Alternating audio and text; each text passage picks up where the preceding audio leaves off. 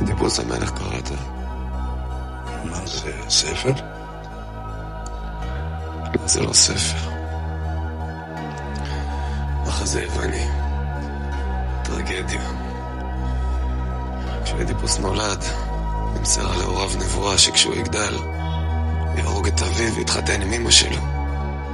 מה שקרה, שההורים שלו מרוב פחד שלחו אותו רחוק מהבית כדי שהנבואה לא תתממש. ואיכשהו הגורל הסתובב לו, ויצא שכמה שהוא לא ברח, בסוף הנבואה התממשה.